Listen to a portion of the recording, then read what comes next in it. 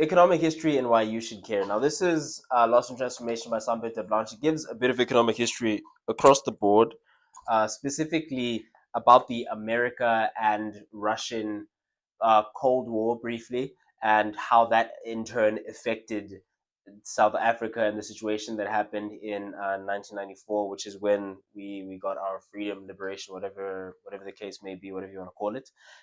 And basically, the breaking up of apartheid truly happened in 1986. Now, the reason why that's such a pivotal year and everything that happened around it is covered in chapter one. So, chapter one, we go into it and it goes about the Americas and what was happening in America at that time. So in 86, the Cold War is busy simmering down when that's because America had found itself in a situation where it had civil unrest. It had its own economic issues based on the systems. The systems were failing in a way. At the same time, Russia, or the Soviet Union, the erstwhile known as the Soviet Union, was also in sort of turmoil where the people were in actual poverty. So here the issue was that the gap between the people who had and the people who didn't have was getting too big, and that was causing issues. On this side, the entire nation or the entire collective was suffering, and there was a lot of poverty across the board. And clearly, communism was failing or losing to the capitalist of the West. And after that, okay, so these two things happening at the same time caused both parties to want to sort of come together and have a conversation, have some handshakes, and actually talk about it. So Reagan and Ronald Reagan and Mikhail Gorbachev, which were the two presidents at the time, go to Iceland to have a sit down, right? At the same time that this is happening, or not the same time, let's say a little bit later, um, okay, or preface to this happening, around that time, man, around that time, it was during that same year in April, Chernobyl happened. Okay, so this is before the sit down. Chernobyl happens, boom, and when Chernobyl happened, it put doubt in the people who were on the Soviet side about the nation's future and about the leadership, about their technology, and about the competency, because a lot of people died when Chernobyl happened. At the same time that that is happening, or a little bit later, so this is from April to June. So again, this is within that same year. South Africa is in a state of emergency, right? Because there is an uprising, there is an uproar. The ANC and the SA Communist Party are all just coming together. Everything's going crazy. And to protect the apartheid regime against the upsurge of political violence in the mid 1980s, the South African government declared a comprehensive state of emergency. And so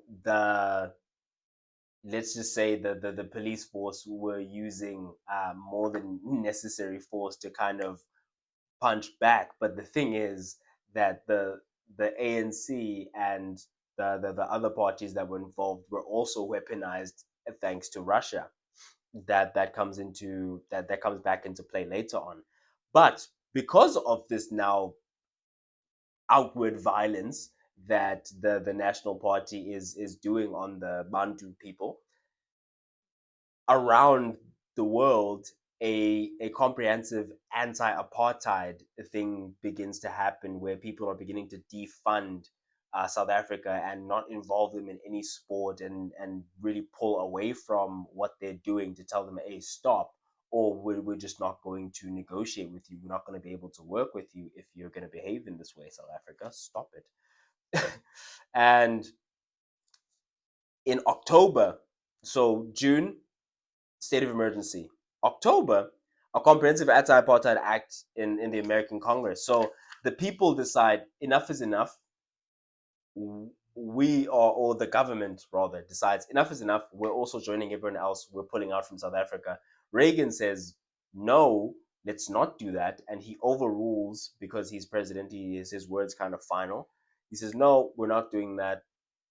Final call. And very rarely does this ever happen, but the parliament, they got enough votes, everything, and they were able to kind of override Reagan's law, and they end up pulling back. So now look at the situation. Chernobyl happened. Russia is not looking good. Russia is not healthy right now. So they had to have a conversation with the ANC side and the parties that were involved with them. And they said, bro, we can't fund these weapons anymore, right? On the other side of things, people are pulling back. They're not giving money to the National Party. So the National Party also can't sustain the level of violence from their side. Um, Reagan and Gorbachev sit down, and it is at that sit down in Iceland that basically Russia concedes that they will no longer be, or they will no longer be, and are no longer chasing a sort of superpower equal status to the United States. Cool. Let's jump a bit ahead here, and then it basically, some things happen. Margaret Thatcher wants to sit down with the NP. The person who's in charge of the government at that time is not with all of this. This angers Margaret Thatcher very much. He's actually, I think, he's very rude or disrespectful, whatever the case is. She's very much angered, leaves. That guy gets a stroke. So Thatcher and the NP come to negotiations again with Faf de Klerk in charge. Um, Faf de Klerk. With FW de Klerk. I'm so sorry, Fafi. Anyway, we'll just act like that never happened. I'm definitely leaving that in. FW de Klerk. FW de Klerk, the then leader of the National Party, decides to sit down with Margaret Thatcher, and they agree that the NP should sit down with the ANC, and there should be peace and no more civil unrest. Cool. And so the role that Ronald Reagan, president of US, and Gorbachev, president of Russia, Thatcher, who was prime minister or whatever the case was at the time in the UK, played in bringing the NP government and the ANC to the negotiation table is made clear. So that's chapter one. Now, the perspective given in chapter one actually gives a very, very nice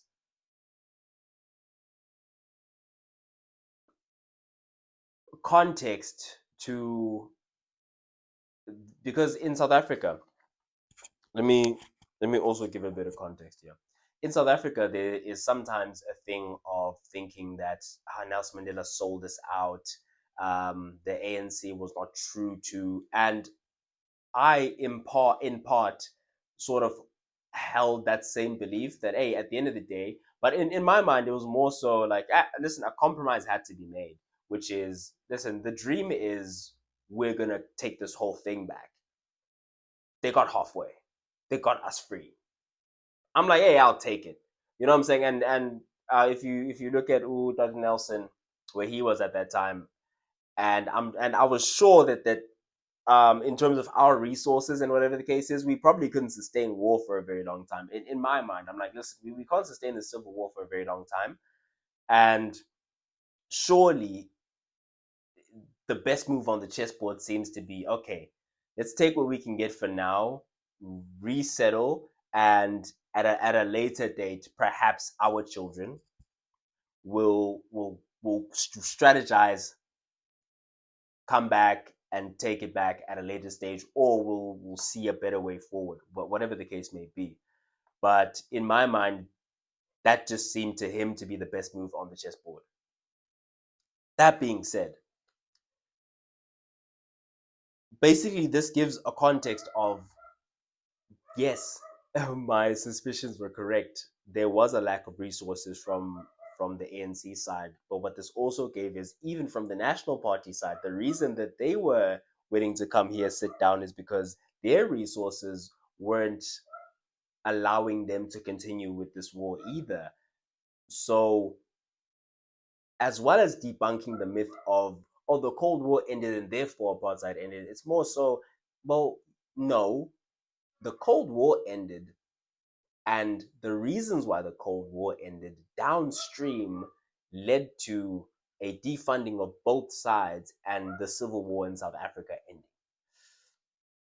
Chapter 2 is a deep dive into American-led neoliberal global empire in the 1980s.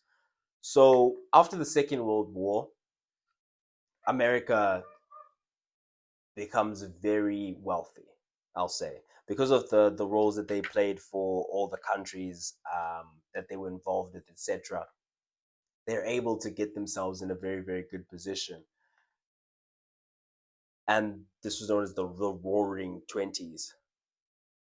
After the Roaring Twenties, the Great Depression was a huge setback for the US, and later uh, the US became more comprehensively embroiled in the Second World War than in the First World War. So basically, long story short, what happens here is that because of the positioning of the US, they become very wealthy.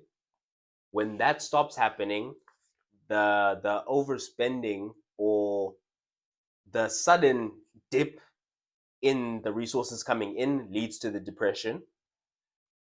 After that, they have to find new and inventive ways to sustain their new economy. Through this, industrialization is born, a new form of capitalism is born, consumer capitalism, which at first is good because they create, they produce. However, yes, the production happened, it led to job creation, it led to more money flowing in the ecosystem. However, because there's so many people working, that leads to, I always have to check on this mic because this mic shut down on me last time I recorded and it was an issue. So I was off charging both of them. And so yeah, just making sure that that mistake doesn't happen again. So don't mind me. That in turn leads to an overproduction. So because everyone is out producing, there's no one consuming the production. There is employment, yes, everyone's living good, everyone's living pure, but now who are we going to sell all the stuff that we're making to? Light bulb, Western Europe. We still have a couple of colonies out there, we can kind of, not, colonies out there because they weren't considered colonies at that time. Or actually, now that I'm talking about it, Western Europe was in a rather dire situation. They weren't in the best situation. So the only way America could rescue is by having them be a free colony, a semi-colonized, or like to colonize them, but not really. Like we're just here trying to help.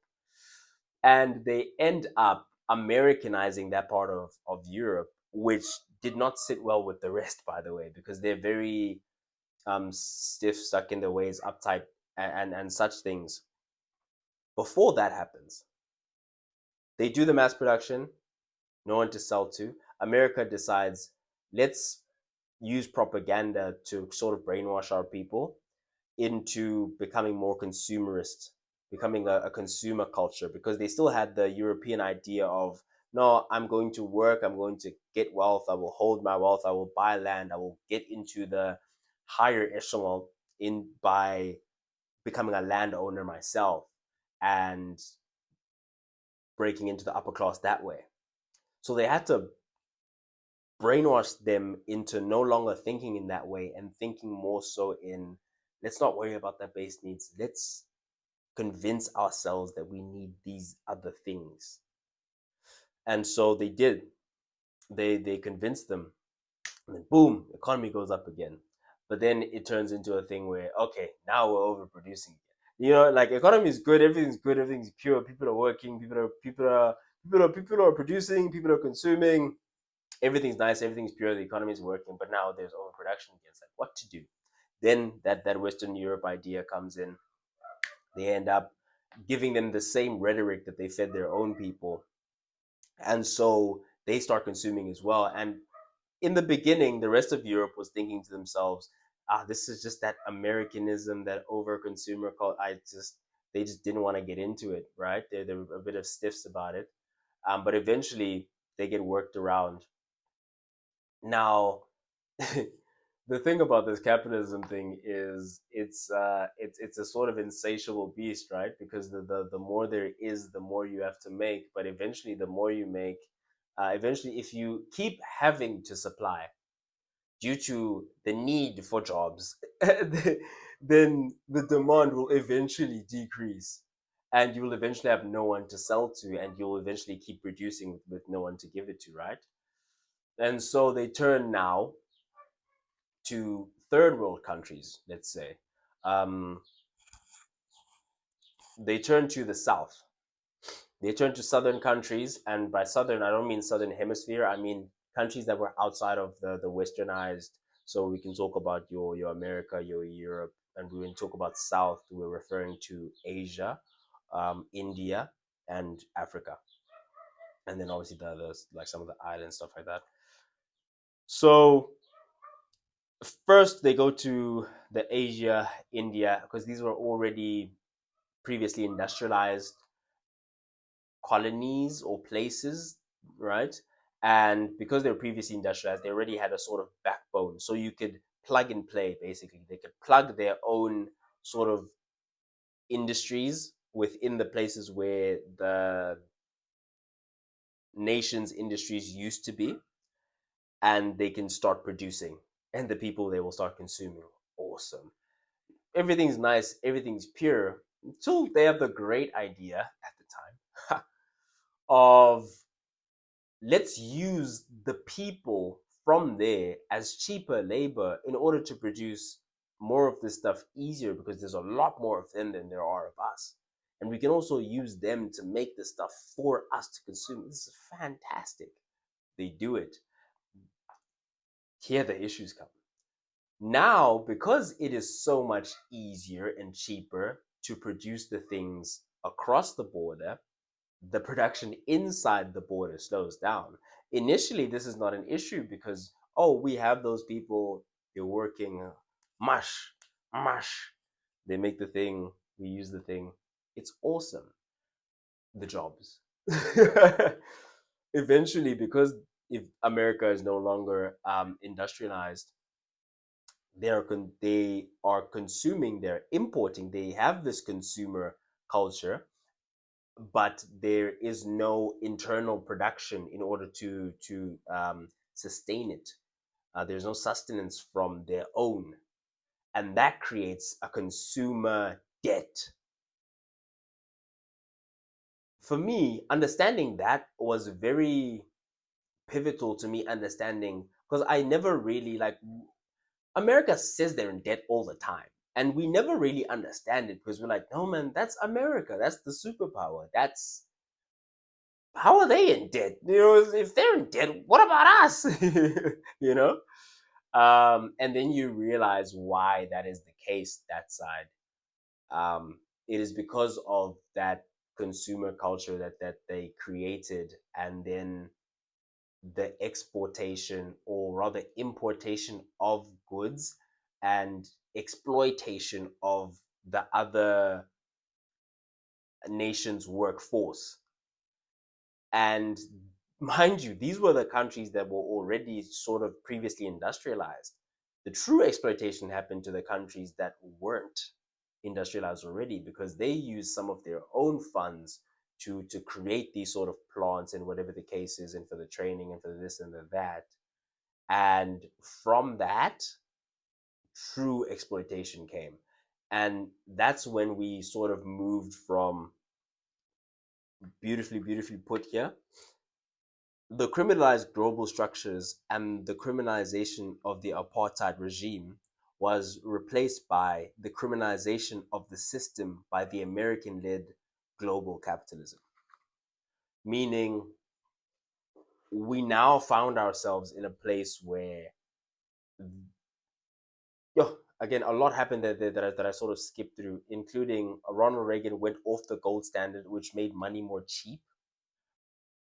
And that also didn't help when it came to when that shift happened, when they're no longer producing and they're just consuming. That made that consumer debt that much worse. Another thing that happened is that in order to make the exportation from other countries and the exploitation, not even quote unquote, quote unquote exploitation of other countries and their workforce, and to get that cheap labor and all that stuff, in order to make that possible, um, Ronald Reagan removed laws that were put in place in some conference a long, long time ago that did not allow private companies to operate on their own in accordance with other countries. And so what this did is it created a global economy and a global operating system without a global government. And by government, we are literally referring to the policing. There's no one to police. There's no one to hold the particular private companies accountable. Is what happened as a result of this law being evaporated as well, is that there's no one to hold these people accountable to the exploitation that they have done, and to the resources that they've extracted from these places, etc. And yeah, that's pretty much where it landed up. That's pretty much where we are now. About to get into chapter 3. Super interesting read. Super interesting book. Do highly recommend it. Again, Lost in Transformation, um, by Solomon Johannes de Blanche. Yeah, by Saint-Peter Blanche. Again, we'll read this last statement, and we'll leave you off with that. The criminalized global structures. Okay, let's actually start it from where the sentence starts. The Americanization of the South African politico-economic system was integrated into the criminalized global structures, and the criminalization of the apartheid regime was replaced by the criminalization of the system by the American led global capitalism. Super interesting read. Do highly recommend. Uh, Thank you for watching. There's a video up there. Don't watch if you don't want to watch it, but please do subscribe. Do a brother a favor. I would appreciate if you subscribe. Love you guys. I appreciate you guys. I've been Sage. Signing out.